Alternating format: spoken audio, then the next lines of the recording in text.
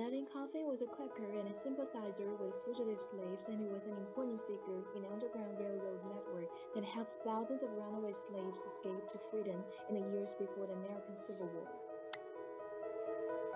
This is Levin Coffin House. Often, escaped slaves were hiding homes or on the property of anti-slavery supporters.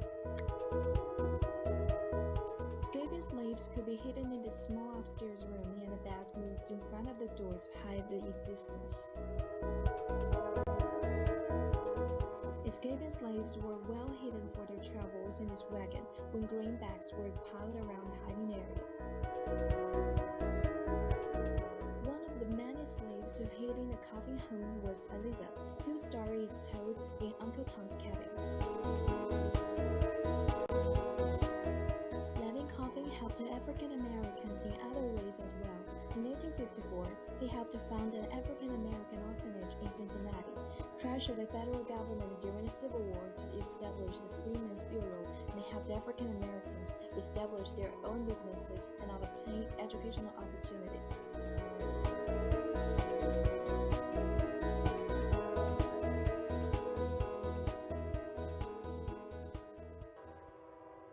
In 1960, Mississippi had the lowest percentage of black citizens registered to vote of any state in the country, despite the fact that in many of the counties, blacks constituted a majority of the population.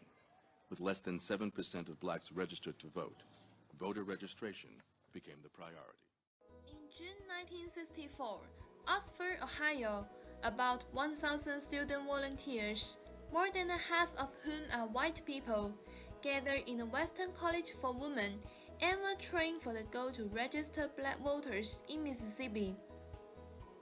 In this two-week orientation, volunteers were introduced conditions in Mississippi, local black people community, and African American history, as well as learn about law knowledge, voter registration, and self-protection.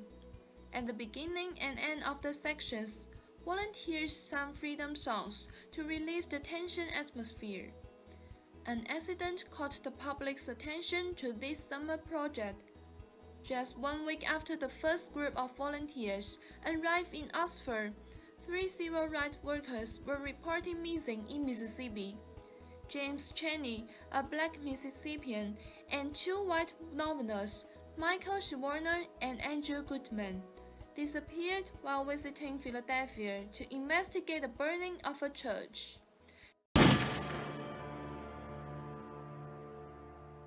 The 3 murdered civil rights workers were part of the 1964 Freedom Summer Project, in which hundreds of volunteers, many of them white college students from the North, went to Mississippi to work to end the disenfranchisement of black Americans in the state.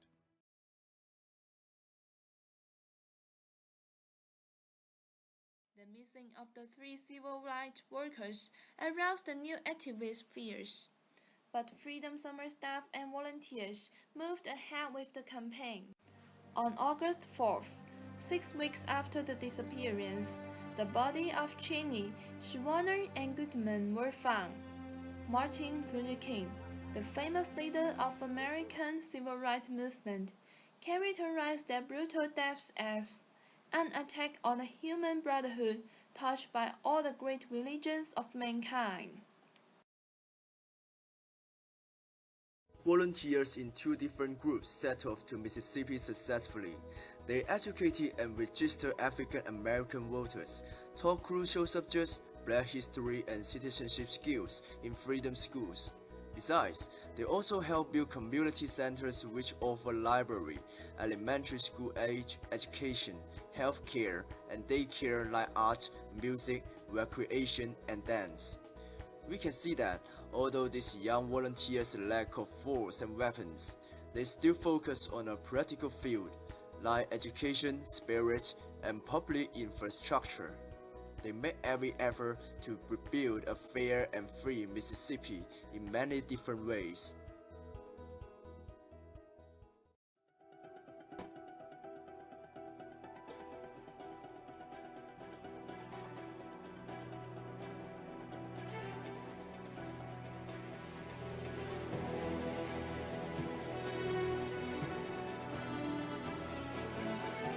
even nowadays, it is too early to say we totally get freedom. So, that's why we should learn the history, the value, and the methods to struggle for our freedom. Freedom is always the truth, no matter who, where, and when.